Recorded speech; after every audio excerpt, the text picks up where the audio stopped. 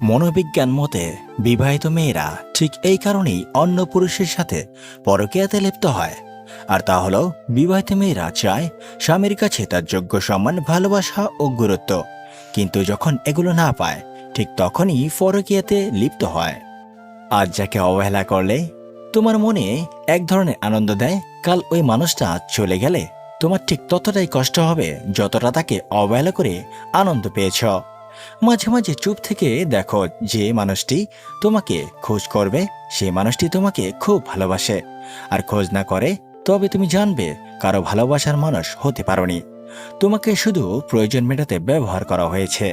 এই দুনিয়ার একটাই উপায়, জীবনে কারো কাছ থেকে কোনো কিছু আশা রাখবেন না। জীবনটা খুব ছোট, জীবনের গল্পটা অনেক বড়। জীবনের সুখ চাওয়াটা খুব সহজ, কিন্তু পাওয়াটা অনেক কঠিন।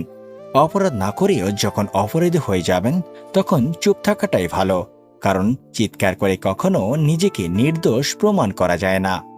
যার মন যত সুন্দর তার ভাগ্য ততটাই খারাপ, কারণ সুন্দর জিনিসের ওপর মানুষ প্রথম আঘাত হানে।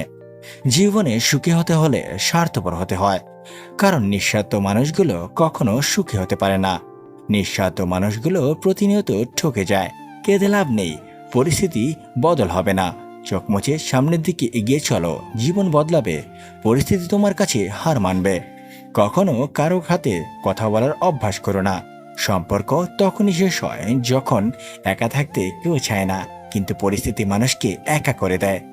বেকার ছেলেটাও বোঝে টাকা ছাড়া ভালোবাসার কোনো মূল্য নেই এই সমাজে। যদি সে সত্যিই ভালোবাসত তবে দূরত্ব না বেরিয়ে গুরুত্ব বেশি দিত। তুমি যাকে ভেবে কষ্ট পাও, খোঁজ নিয়ে দেখো সে কিন্তু তোমাকে ছাড়াই হেসে বেড়াচ্ছে। কাউকে দুঃখ দিয়ে কাঁদানো খুব সহজ, কিন্তু কারো দুঃখ ভুলিয়ে কান্না মুছে দেওয়া খুব কঠিন। সম্পর্কের জন্য অর্থ নয়, একটুকু বিশ্বাসের প্রয়োজন হয় ভালোবাসার জন্য। কারো অবহেলার কারণে জীবন শেষ নয়, একজনের কাছে মূল্যায়ন হতে পারো, কিন্তু সবার কাছে নয়। সম্পর্কে যাই হোক না কেন, সবসময় যে পাশে থাকে, বিপদে আগলে রাখে, সেই আপনজন। কাউকে যদি মনপ্রাণ দিয়ে ভালোবাসো তাহলে উপহার হিসেবে তার কাছ থেকে পাবে শুধু অবহেলা আর কষ্ট। যে তোমাকে সত্যি ভালোবাসবে সে তোমাকে কখনো অবহেলা করবে না।